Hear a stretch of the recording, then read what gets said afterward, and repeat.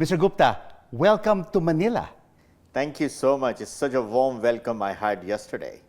I know you have a very busy schedule in the Philippines, and then after this, you head off to Thailand. Why is the Philippines your first trip before you head off to Thailand? How significant is this market, especially in Southeast Asia? When we started thinking of which countries will be the next frontier for Nissan growth, definitely we looked at Southeast Asia, and especially the big four, Thailand, Vietnam, Malaysia, and Philippines. The next step was, let's see where is our strength. And we looked at our strength. Thailand, our strength is more about manufacturing base and exporting out of Thailand. But when you look at Philippines, the strength of our brand, the strength of our dealer engagement, the strength of our team makes us think that Philippines is our next growth market. So that's why I decided to come here to understand how and where this market is moving to. So, Mr. Gupta, how are you planning to expand the market share of Nissan Motor here in the Philippines? I mean, we have got three-pillar strategy. Let's say, 2022 was roughly 380,000 market in Philippines. We did roughly 5.7% market share. I do believe that with the economical growth we have in Philippines, the market will be very soon reaching 500,000. Now, we have got three-pillar strategy in Philippines. The first pillar is all about the frame vehicles, where we are very strong. The Petrol, Navara, the Terra, and R1. So this is very conventional, traditional, very robust products, iconic products, which we have. Definitely, we want to invest in it and grow. But the second pillar, which is coming up, is electrified vehicles. And in the electrified vehicles, we have got two pillars. The one is the e-power. And Nissan is one of the unique company in the world to have taken the initiative on e-power. Why? Because e-power is 100% electric motor driven, which means it provides driving acceleration, quiet driving, fuel efficiency. And this is an electrified car without a plug. So for the countries who are still have a challenge on the infrastructure, this is the best to go. This is the second pillar. The third pillar is the battery electric, because that's our final goal. Because battery electric, better driving performance, better total cost of ownership, and of course, good for the environment.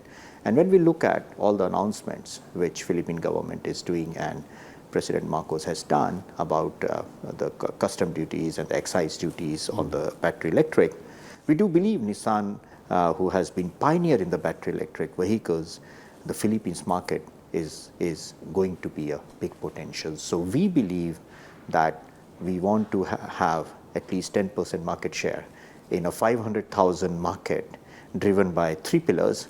The first, traditional, conventional, robust vehicle on the frame. Second, on the e-power. And third, the battery electric. And today, even today, in the electrified vehicle, Kicks e-power is number one, and in the battery electric, Leaf is number one. On e-power, on the electric vehicles, is the Filipino public ready for electric vehicles? For e-power, yes. I mean, if you look at Kicks e-power, it's the number one in the electrified.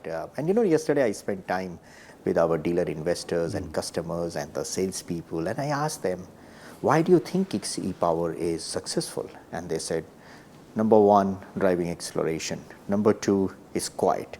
Number three is fuel efficient. And when you combine all these three, then it is an electrified vehicle, because 100% electric motor driven, but you don't need a charging. So that's why I think the customers are getting ready for it. So now we are seriously thinking how we expand our e-power technology in other product lineup. And is there also demand for e-power in the Philippines and in other parts of ASEAN? Yes, we launched in Thailand. It's doing quite good. In Japan, 40% of our sales comes from e-power. We launched in Mexico. And in Mexico City, the e-power is considered to be a new energy vehicle. So we get the incentives, same as what we get on battery electric. Then we launch in Europe, and Qashqai, Europe is doing extremely good. So for us, the strategy was to have two pillars on electrification, e-power and battery electric, and make customer prepared for the battery electric and use e-power to make customer experience the electrified feeling. And I think we are very much successful in that strategy. And this is indeed, Mr. Gupta, the new frontier for vehicles. Absolutely. And I do believe, I mean, you asked a very good question about Philippines. Why Philippines? Why my first stop at Philippines before going to Thailand? Thailand I know very well because we have a manufacturing plant over there. We have an R&D center over there. But the first priority for Philippines was this country is getting ready to have new technology and the new products. And as I said before, conventional products, yes, have to continue, but this Philippines has to switch to the new technologies like e-power and the battery electric. And Mr. Gupta, you have been with the company for 17 years now and have held different hats over those close to 2 decades. From your experience over the past 17 years, how has Nissan maintained its relevance and popularity through the years? I mean, Nissan is all about we dare to do things which others don't.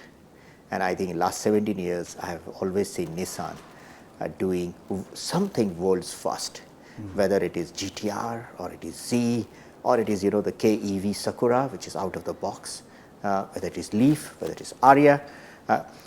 Every product is iconic for Nissan, and this is what Nissan has been doing for the last 17 years. People ask me, what is Nissan's unique point? And I said Nissan-ness. And they asked me, Ashwani, can you please describe what is Nissan-ness? I said, I don't have words, The only thing which I can say is feel, touch and drive, and you will get in love with Nissan. This is Nissan-ness. And Nissan Motor has been navigating through these past challenges. You have the COVID-19 pandemic, and over the last year, of course, the conflict between Russia and Ukraine, which has led to higher inflation. How are you adapting and pivoting amid these challenges that the automotive industry is currently facing? I mean, for us, especially me, I take every crisis as an opportunity. We took pandemic and the supply chain crisis as an opportunity to relook into the way we design the cars, the way we engineer the cars, the way we manufacture the car, the way we sell the cars. I mean, when we look at how we manufacture the cars, previously we used to make like a 1-year production plan. Now, the agility and the resilience we have in our operations, that we can adapt to the supply chain needs. In 3 days, we can change our production plan. Same is the case with the sales, that with all the digitally influenced sales, we are connected with the customer with a real-time inventory.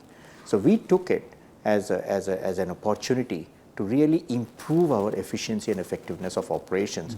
That's the reason that even at 3.4 million cars globally, we are profitable, which was not the case even when we were making more than 5 million cars, because we have brought down our break-even point. It's such an optimal position that now onwards, the net revenue per unit helps us in giving us the financial stability. And what lessons did you learn during this crisis in pivoting and adjusting the operations of Nissan Motors? I would say at first, people first. Nissan was the first to take the actions to close the plants around the world, even before we were advised. The second is we kept our relationships with all of our stakeholders, with our dealers, with our suppliers, with our employees, because we knew that when we will come back, we will need them, and we kept that engagement with all. Number 3 is though we streamlined our expenses, but we did not cut our investments. So in Nissan Next, we said that in 18 months we will launch 12 new products. And I knew it that Nissan can be only successful if we bring back the new products, because we were changing our culture from volume to value. And we can only get the value if we have new products and with new technologies. We kept on investing on the new products and new technologies, and we have launched all the 12 new products with the new technologies, e-power or autonomous assist or connected. So I think the lesson which learned, number one, people, the first priority. Number two, protecting the cash, but keep on investing in the future. And number three, that make your operations so much agile and resilience that any kind of uncertainty can be converted into an opportunity. Great lessons to be learned, especially during this time of crisis. The Philippines is an important market for Nissan Motors. For the consumers, what can they expect in terms of new models from Nissan Motors in the country? I mean, for us, Philippines is a world-class market. We will bring all the new models here with the new technology. And I think Philippines customer, as you know, that Philippines is connected to all over the world thanks to the human capital. So which means we want to bring in the best product and the best technology. Once again, the conventional traditional products based on the frame, the e-powers and the battery electric. This will be the future of Philippines for Nissan. Thank you so much for joining us on CNN Philippines. Ashwani Gupta, Nissan Motors Chief Operating Officer. Thank you so much. Thank you very much. Thank you.